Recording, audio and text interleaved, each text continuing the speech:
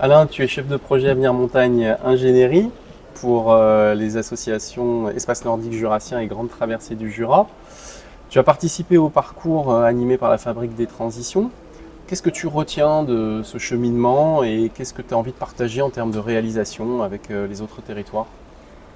Alors moi ce que je retiens c'est vraiment une méthode et notamment à travers le diagnostic sensible qui permet de déclencher la parole, l'écoute et en tout cas voilà, de poser les choses et les conditions du débat tout simplement parce que j'avoue que j'étais un peu sceptique au début parce que on arrivait dans une situation qui était complètement bloquée en termes de communication. Et ça a vraiment déclenché des choses, enfin du dialogue. Et ça a permis aussi, voilà, enfin, en tout cas, de démarrer un processus de changement, et notamment autour d'un nouveau projet, d'un nouvel imaginaire, où alors évidemment c'est un processus long et on n'en est qu'au début, mais en tout cas ça permet voilà, d'avoir ça a eu le mérite de déclencher ça et aussi de la fierté sur le territoire, de se rendre compte voilà, du potentiel du territoire, de sa richesse, et tout en ayant une approche systémique, puisque ça permet aussi de mettre beaucoup d'acteurs autour de la table et que chacun s'écoute. Donc voilà ce que je retiens. Et est-ce que tu crois qu'il va en rester des choses, que ce soit au niveau de la commune de Bellefontaine ou aussi au niveau d'Espace Nordique Jurassien, dans les modes de fonctionnement ou de pensée des acteurs?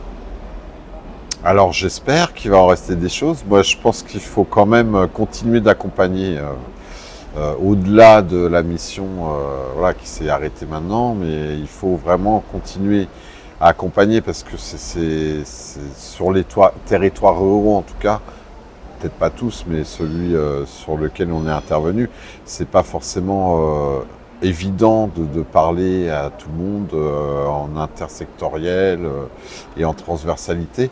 Et il y a un peu une peur aussi, voilà, une peur du dialogue et des habitudes qui sont prises, hein, parce qu'on est à la montagne et que les montagnards ne sont pas forcément des grands communicants.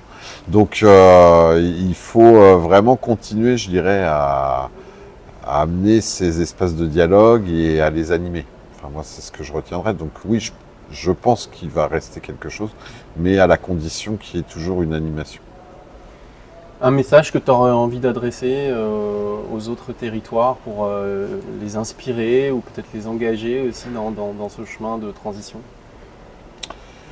Bah, le message, moi, vraiment, ce que je retiens, autant sur le plan professionnel, dans le cadre de mes missions, que sur le plan personnel, c'est la notion de récit. Et qu'effectivement, rien ne s'en fait sans récit.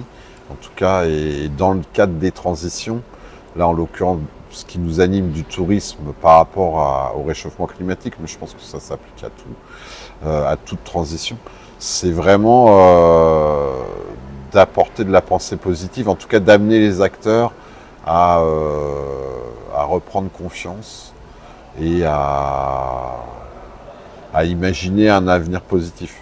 Voilà, Merci Alain. avec plaisir.